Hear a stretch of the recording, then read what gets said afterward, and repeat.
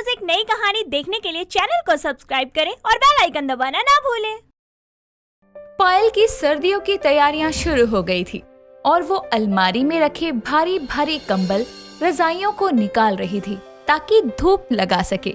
अपने पूरे कमरे में उसने बहुत सारे कंबल फैला रखे थे और तभी उसकी सास कुंती उसके कमरे में आती है और कमरे में घुसते ही पैरों में कंबल गिरा होने की वजह से वो सीधे कंबलों के ढेर पर जा गिरती है और अपनी सास की आवाज सुनकर पायल कमरे में इधर उधर देखते हुए कहती है, मादी की आवाज तो आ लेती पर मादी तो आई नहीं। अरे कम बखत मैं यहाँ हूँ, उठा मुझे। अरे दैया दे आवाज तो आ ली है, मादी तो इंदित नहीं ली है तो उन तो दिल ता दौला तो नहीं आता और उनकी आत्मा में तो बताने आई हो कि मादी दिल पली। अरे नास पिटी, जुबान तो तोतली ही है तेरी। अब की आंखें भी फिसल गई है चेहरे से। तेरे कंबलों के ढेर में गिरी हुई हूँ, आकर उठा। ता अले अले मादी आप दांत आते दिल दई और आप तो भाई मेरे तमले में। तेरे तमले मतलब कमरे में काफी देर की आई हूँ लेकिन आते ही तेरे इस कंबलों के ढेर में गिर गई। ये बताइए तामझाम क्यों लगाया हुआ है? गरीबों में बांटने जा रही है क्या घर के कंबल? अले मादी अब तो दादा दलीप तो नहीं होता। क्या बोली?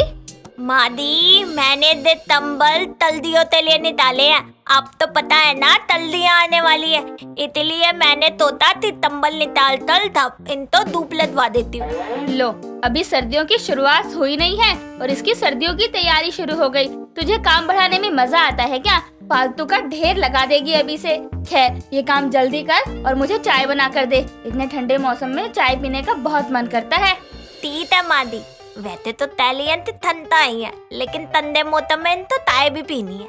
कुंती अपनी बात कहकर कमरे से चली जाती है और पायल जल्दी से सारे कंबलों को धूप में सुखाकर अपनी सास के लिए चाय बनाने रसोई में जाती है।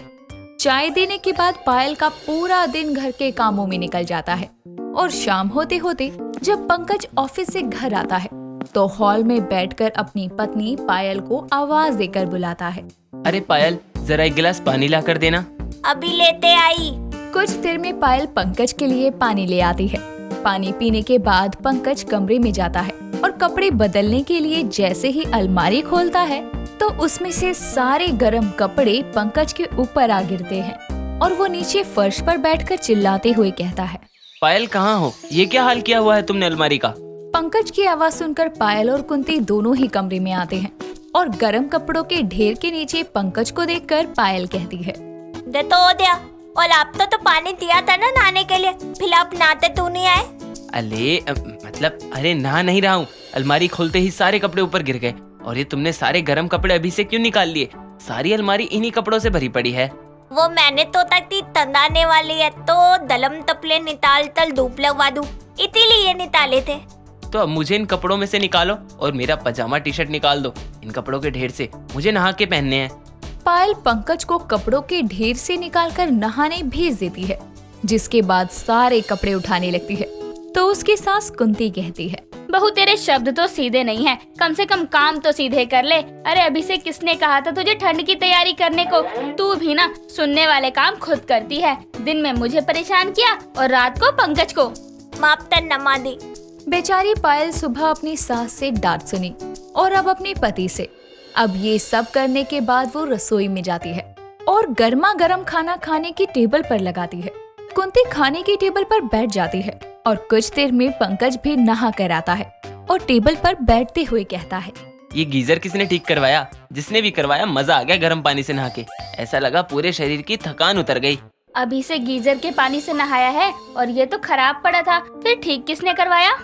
इतने में गर्मा गर्म खाना वो सबको परोसते हुए बोलती है, पंतत दी मैंने ही तीत तलवाया है। वो मुझे दादा तल लगती है ना और फिर ठंड आ जाएगी तो तीत तलने वाला दादा पैसे लेता, इसीलिए मैंने पहले ही तला दिया। अच्छा तिया, तलो अब थाना दो। पंकज थप्पड़ खाएगा। क्यों बहू की कमजोरी का मजाक बनाता फिरता है? इस बात पर दोनों माँ बेटे हंसने लगते हैं लेकिन बेचारी पायल जो सुबह से बस ताने ही सुन रही थी अब अपना मजाक बनते देख और दुखी हो जाती है। खाना खाने के बाद सभी अपने अपने कमरों में आराम के लिए चले जाते हैं। पायल बेचारी बचे हुए कपड़े तय कर रही थी तभी वो देखती है कि पंकज को ठंड लग रही है और वो सिकुड़ कर सो रहा है। ये देखकर पायल अपने धूप में सुखाए कंबलों में से एक हल्का कंबल पंकज को ओढ़ने को देती है, जिससे पंकज आराम से सोता है। और ये देखकर पायल कहती है, लोद लाद तो ऐसे ही तंते तितुल देते हैं। बताओ, अब मैं तल्दियों की तैयारी कर लूं, क्योंकि तल्दियां आने वाली है। फिर भी ताले मुदे ही तो ना ले। ठहर मैं मादी तो तंबल दे आती हूँ, उन्हें ठंड लदली हो दी।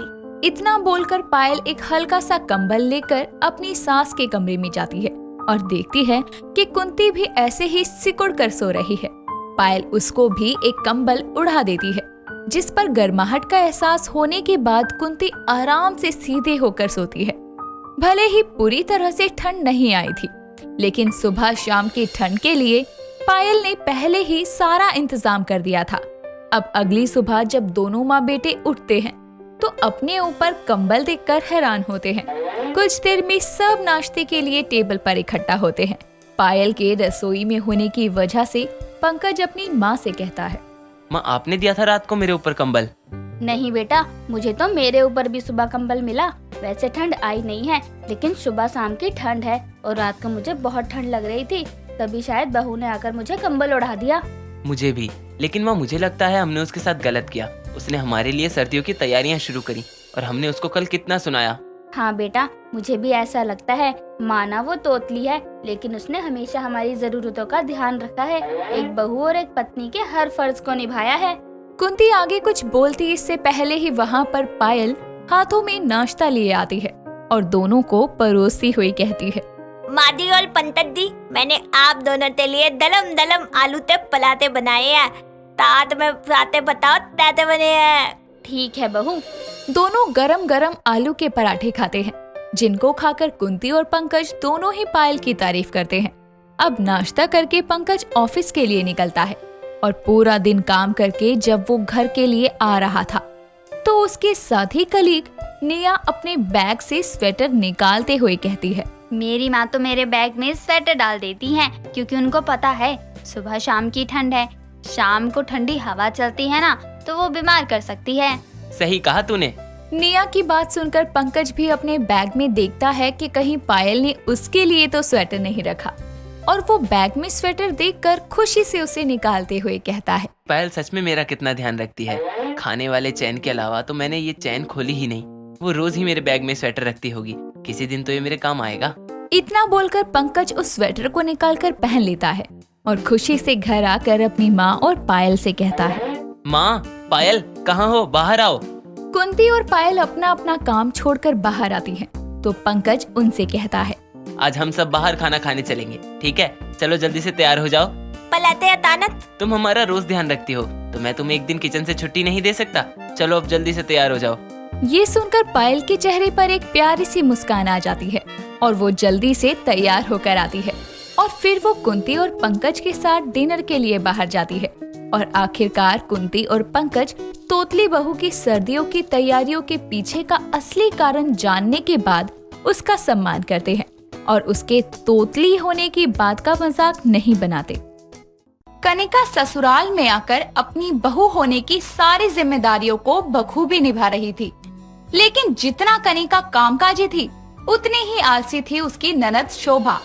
शोभा बचपन से ही लाड़ प्यार से पाल पोस के बड़ी की गई थी, इसीलिए अब उसकी रगों में आलस और कामचोरी खून बनकर दौड़ने लगी थी। एक सुबह कनिका की सास साधना उसे शोभा के बारे में पूछते हुए बोलती है, कनिका बहू, वो महारानी कहाँ है? माँ जी, दीदी तो अभी सो रही है। मैंने जगाया था, पर उनके कानों में शायद मेरी आवाज नहीं पहुँची। बेटा, वो आलसी कानों में ईयरफोन्स लगाकर सोती है। एक गिलास पानी फेंकना था, तब उठेगी वो। माँ जी, दीदी वैसे अपना दिमाग तो बहुत लगाती है, लेकिन बस काम से बचने में, काम करने में नहीं। हाँ बहू, तेरे ससुर जी के लाड प्यार ने उसको आलसी और कामचोर बना दिया है, और उनके जाने के बाद कोई सुधारने वाला नहीं है ना। विकास की तो वो बात ही नहीं सुनती। माँ जी, वक्त के साथ सब सीख जाएंगी, आप चिंता मत करो।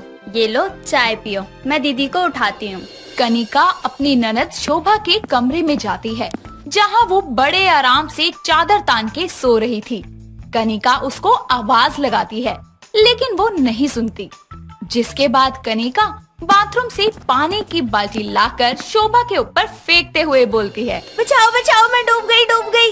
अरे दीदी, डूब नहीं रही आप, गौर से देखो आंखें खोलकर, आप अपने कमरे के बेड पर ही हो।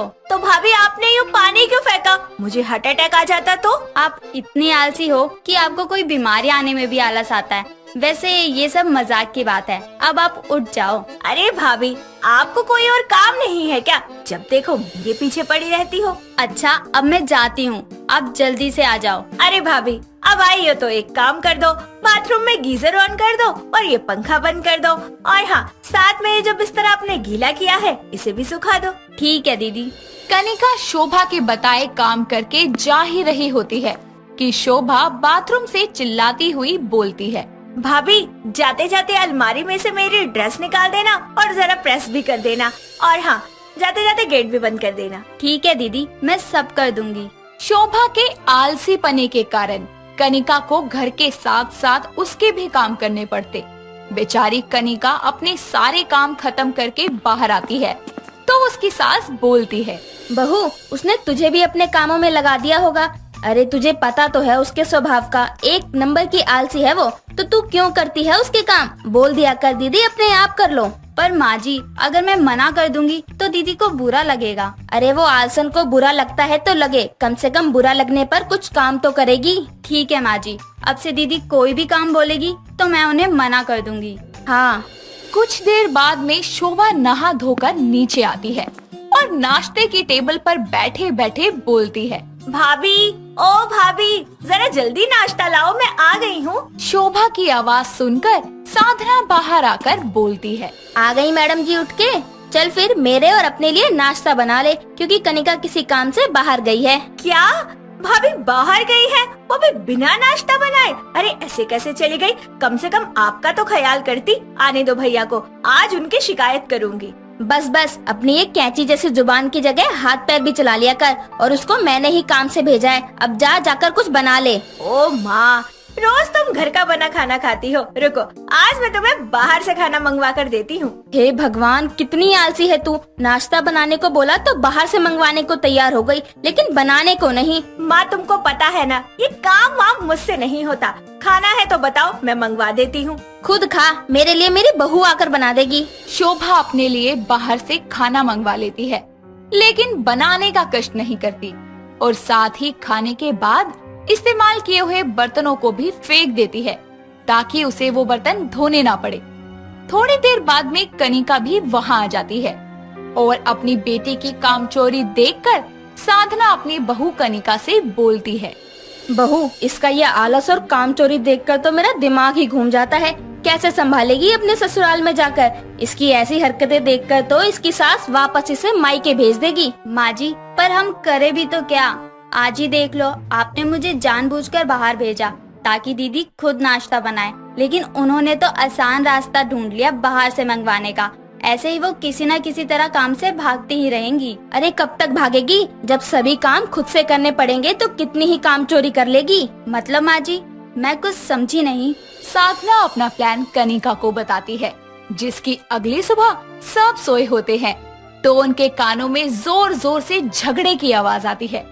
शोभा अपने कमरे से और उसका भाई विकास अपने कमरे से उठकर बाहर आकर देखते हैं तो देखते हैं कि साधना और कनिका एक दूसरे से लड़ते हुए बोलती हैं। अरे बहू, 4 दिन नहीं हुए तुझे आए और इतनी प्रॉब्लम हो गई तुझे मेरी बेटी से। अरे उसके बदले का काम कर लेगी तो घिस थोड़ी जाएगी। अरे मैं क्यों करूँ किसी और के हिस्से का काम? नौकरानी नहीं, बहू बनाकर लाए हो मुझे, समझे? और मुझे समझाने की बजाय अपनी इस आलसी बेटी को समझाओ ना कि काम चोरी बंद करे। वो इस घर की बेटी है, समझी? वो क्यों करेगी काम? अरे उसके पिताजी ने इतने लाड प्यार से उसको काम करने के लिए थोड़ी पाला है। अगर ये पापा की परी है तो मैं भी अपने पापा की राजकुमारी हूँ। मैं भी क्यों करूँ कोई काम? ठीक है, आज से ये घर 2 हिस्सों में बांट देती हूँ। तू अपने और अपने पति का काम करियो और मेरी बेटी मेरी जिम्मेदारी लेगी, समझी? हाँ हाँ, मंजूर है मुझे। मेरा तो काम ही कम हुआ है, करो जो करना है। साधना और कनिका के झगड़े को देखकर शोभा और विकास थोड़े हैरान होते हैं, जिसके बाद वो उन दोनों से बोलते हैं। माँ और कनिका, क्या हुआ? सुबह सुबह क्यों लड़ रहे हो? हाँ, आज इस सास बहू की जोड़ी में चिंगारी कैसे लग गई? अरे बेटा, मैंने इसको कहा कि चाय बना दे तो कहती अपनी आलसी बेटी से बनवा लो, पूरा दिन तो वो कोई काम करती नहीं है। तो गलत ही क्या कहा है, और आप भी सुन लो, कह देती हूँ ज्यादा माँ और बहन की तरफदारी की तो इस घर से चली जाऊंगी। दोनों सास बहू के झगड़े को देखकर विकास कुछ बोलने लायक नहीं होता। अब शोभा को अपनी माँ की बात का मान रखते हुए सारे घर का काम अकेले करना पड़ता है। साथ ही तीनों को टाइम से खाना बनाकर देना, सफाई करना और बाकी काम भी अब शोभा ही करती, जिसके कारण एक हफ्ते में ही वो बहुत ज्यादा थक जाती है और अपनी माँ से बोलती है, माँ प्लीज तुम भाभी से पैचअप कर लो यार, मुझसे ये घर का काम नहीं होता अकेले। अच्छा जी, तू मुझे बहू के आगे झुकने को बोल रही है? अरे तेरे लिए ही तो मैंने उससे झगड़ा किया था और तूने काम करके ये साबित कर दिया कि तू आलसी नहीं है। माँ मैंने आज तक इतना काम कभी नहीं किया, मुझसे ये सब अकेले नहीं होता, मैं भाभी के साथ मिलकर सारा काम करवा दूंगी। अब समझ आई बहू पूरा पूरा दिन कैसे अकेले काम करती थी, ऊपर से तो तू अपने काम भी उस पर सौंप देती थी। हाँ माँ मैं समझ गई हूँ, अब से मैं जरा सी भी काम चोरी नहीं दिखाऊंगी, भाभी के साथ मिलकर बराबर का काम करूंगी, प्लीज आप पैचअप कर लो। शोभा की बात सुनकर कनिका वहाँ आती है और बोलती है, दीदी हम कभी लड़े ही नहीं थे, वो तो बस आपका आलस भगाने के लिए हम सास बहू का नाटक था। वाह भाभी, पर सही है, मुझे यह एहसास भी हो गया कि घर का काम करने में भी कितनी थकावट होती है, इसलिए अब से मैं आपके साथ मिलकर काम करवाऊंगी। चलो देर आए दुरुस्त आए, अब जा शोभा और मेरे लिए चाय बना ला। ये काम तो भाभी को बोल दो। ठीक है मैं बना लाती हूँ। साधना और कनिका की समझदारी से शोभा को ये समझ आता है कि कामचोरी और आलस को जिंदगी में अपनाने से इंसान बेकार हो जाता है। फिर जब उसको अचानक इतना काम एक साथ करना पड़ता है तो उसकी हालत खराब हो जाती है। इसलिए शुरुआत से ही अपने शरीर को काम करने की आदत डलवानी चाहिए और आलसपन को खुद से दूर रखना चाहिए। अगर आपको ये वीडियो पसंद आया हो तो इसे लाइक कीजिए, चैनल सब्सक्राइब कीजिए और कमेंट करके बताइए कि भविष्य में आप कौन सी कहानी देखना पसंद करेंगे।